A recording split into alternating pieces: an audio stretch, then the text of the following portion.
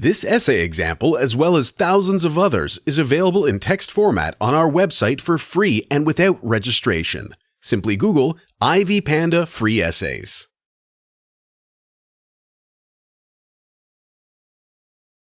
Shoshone Love Song is now considered one of the most outstanding examples of the literary and musical tradition of Native American culture.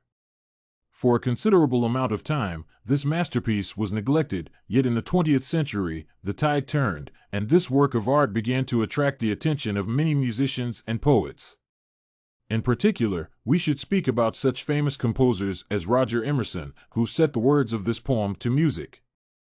On the whole, it should be pointed out that he is renowned for his arrangements of folk music, yet this one is said to be one of his most significant achievements. Apart from that, it should be borne in mind that the authorship of this song has not been identified, but it was brilliantly translated into English by Mary Austin. It brilliantly illustrates the peculiar features of Shonne's oral tradition. First and foremost, we need to mention the so-called legato, or style in which virtually no perceptible gaps are left between the notes. It is a typical characteristic of chorus music. Furthermore, the poem itself acquires melodic qualities only if it is performed in legato style. The smoothness and fluidity of this song make it sound so beautiful. Occasionally, it seems that it was created explicitly for chorus music. We may say that Roger Emerson managed to preserve the musical qualities of the poem. However, we should not limit our assessment only to this issue.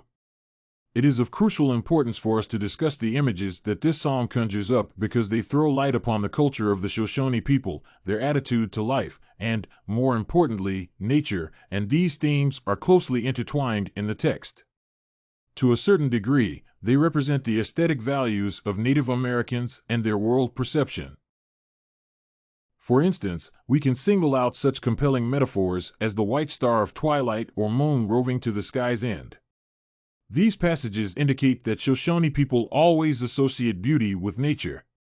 Naturally, we must not presume that this is entirely unprecedented. Such expressive means have already been invented long before, but in this context, they seem to be so elaborate and natural.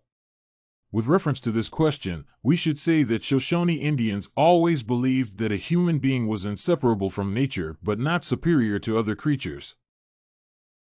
This philosophy is reflected in this song because the author describes heavenly bodies as something sacred. Being combined with Roger Emerson's music, it produces an ineffable impression and creates the atmosphere of an internal peace. In addition to that, the composition proves that Western and Native American cultures can be incorporated into a single entity, and the results can be fascinating. To conclude, in Shoshone Love Song, we can trace the influence of Native Americans' literary, musical, and even philosophical principles. This vocal exemplifies the stylistic features of Shoshone music and literature, namely legato, or smoothness and fluidity, and the tendency to use images strongly connected with nature. We may say that Roger Emerson's music supplements this song and adjusts it to the chorus. Overall, this example indicates that the culture of Shoshone people and Native Americans in general has great potential, but we still continue to dismiss it. This essay on Shoshone Love Song, a Native American song, was written and submitted by a student just like you. The Ivy Panda Samples database hosts thousands of works similar to this one on various subjects. Visit ivypanda.com to find what you are looking for, free of charge.